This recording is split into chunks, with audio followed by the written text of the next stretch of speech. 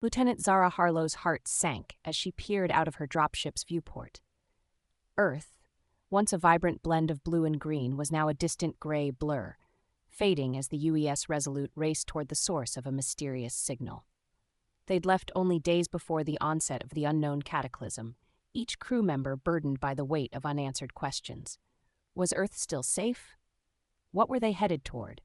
And above all, were they ready? A moment of static pierced the silence, but the faint voice that broke through was chilling. The single distress call held one horrifying truth. We are not alone, and we are not safe. Zara exchanged uneasy glances with the rest of the crew. The same haunting question loomed in each of their minds, heavy and foreboding. The story takes us to Earth a few weeks prior. Humanity had achieved new heights in space exploration, launching the Resolute, an advanced reconnaissance and defense ship, toward the outskirts of the galaxy.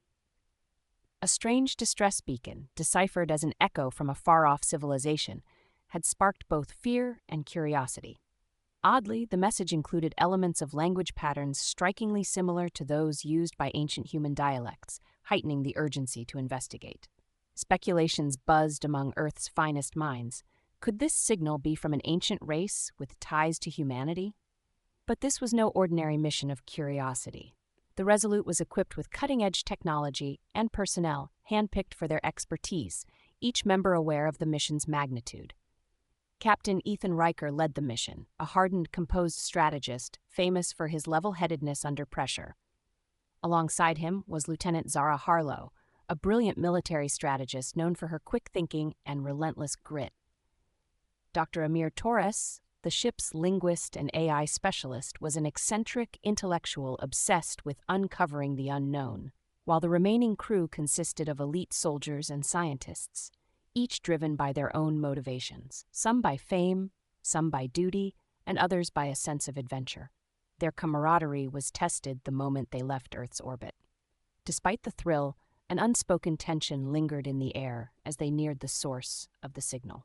The beacon led them to a colossal space station orbiting a desolate planet, its surface scarred by time and barren of life. As they scanned the station, it became clear that it wasn't abandoned in haste. It was fortified like a fortress, with layers of defensive technology. Yet something felt off. Odd energy fluctuations rippled through the station, and Captain Riker noted unusual gaps in the station's structural data, as if parts of it were intentionally hidden. Upon docking, the crew was met with an unsettling silence. They tread carefully, feeling as if unseen eyes were watching from the shadows. Dr. Torres located a console that pulsed faintly, and after a tedious decryption process, ancient logs emerged on the screen. He began to read, eyes wide with growing horror. The station, it seemed, once belonged to the Escharon, a civilization advanced beyond humanity's wildest dreams, decimated by a powerful alien species known as the Skreth. Descriptions of the Skreth were sparse, but the language used in warning against them was unambiguous, relentless, consuming, without mercy. The more they read, the clearer it became. The Escharon hadn't merely left, they'd been overwhelmed. Their advanced weaponry and strategic defenses were useless against the Skreth's brutal efficiency. Each log entry deepened the crew's unease. Exploring further, the crew encountered sleek foreign devices that appeared functional but dormant. At first glance, they seemed to be weaponry, but Zara's instincts, honed by years of tactical training, warned her that something was off. Upon closer inspection, she realized these devices were defensive shields, possibly meant to contain rather than attack. In that moment, it hit her like a physical blow. This station wasn't abandoned. It was a last stand, a fortress built to contain whatever threat lay beyond. Their exploration was cut short as a deafening alarm blared throughout the station. Panels on the walls began to shift, doors sealed shut, and a pulsating red light filled the corridors. They'd triggered an automated defense system. Zara and the rest of the crew tried to regroup, but the station's internal security turned against them. Communication lines with the Resolute abruptly cut out, leaving them stranded. Panic brewed as Zara barked orders, struggling to maintain control amid the chaos. Captain Riker's calm but firm voice echoed through the comms, urging them to stay focused. Yet as the hours dragged on, exhaustion and dread seeped into every crew member's mind. Back at the console, Dr. Torres managed to pull up a set of encrypted blueprints buried within the station's archives. Escharon scientists had desperately attempted to create countermeasures against the Skreth, including bioweapons, frequency disruptors, and advanced evasive tactics. But they hadn't finished. Zara saw in these blueprints a slim chance, a faint hope that if the Escharon weapons had failed, maybe their knowledge could still be a lifeline. With grim determination, she took charge of organizing the crew, who began hastily studying and reconfiguring the alien technology they found scattered throughout the station. While analyzing the blueprints, a chilling broadcast filled the room. The alien language was guttural, harsh, and cold, sending shivers down their spines. A rough translation blared through their translators. Prepare for elimination. Moments later, the entire station reconfigured, as if the Skreth's warning triggered a sequence. Drones emerged from concealed panels, closing doors behind them. Environmental traps triggered, and the once-abandoned fortress transformed into a death maze. Days passed as the crew maneuvered through the twisting corridors, narrowly evading traps and hostile drones. They were haunted by strange whispers and elusive shadows, sapping their morale.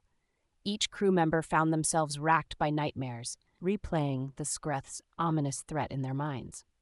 Dr. Torres, who had been studying Skreth patterns, confided in Zara that the creatures seemed capable of inducing hallucinations, using fear as a weapon. This realization crushed the crew's morale further, yet Zara refused to let the Skreth break them. Her fierce resolve was a beacon, rallying her team even as exhaustion and fear clawed at their minds. The eerie silence was shattered when a Skreth scout breached the station's perimeter. Its appearance was a twisted nightmare of sleek, predatory efficiency, moving with a calculated precision that left the crew paralyzed with dread. They barely managed to escape, retreating deeper into the station. The Skreth were relentless, pressing closer, inch by inch. Desperation gave birth to innovation as Captain Riker, Dr. Torres, and Zara used their limited resources to improvise defenses based on the Escharon blueprints. They reconfigured frequency disruptors to disorient Skreth scouts, and Zara analyzed Skreth movement patterns to predict their next move. Despite their dire circumstances, the crew found strength in unity. Bonds that had begun as professional alliances solidified into friendships, each member relying on the other as they navigated the labyrinthine station. Using the Escharon plans, the crew established a series of traps, one by one whittling down the Skreth forces. In a daring maneuver, Zara managed to lure one into a trap, enabling them to study it closely. They discovered a weakness, a central neural node sensitive to electromagnetic pulses. This was their first real glimmer of hope. With numbers dwindling, the crew made their final stand in the station's core. They fortified the area using everything they had learned, setting traps and strategic ambushes to pick off the remaining Skreth. The battle was fierce, with Zara at the forefront, her sharp mind turning every corner and corridor into a tactical advantage. But the fight was costly. By the end, only a handful remained.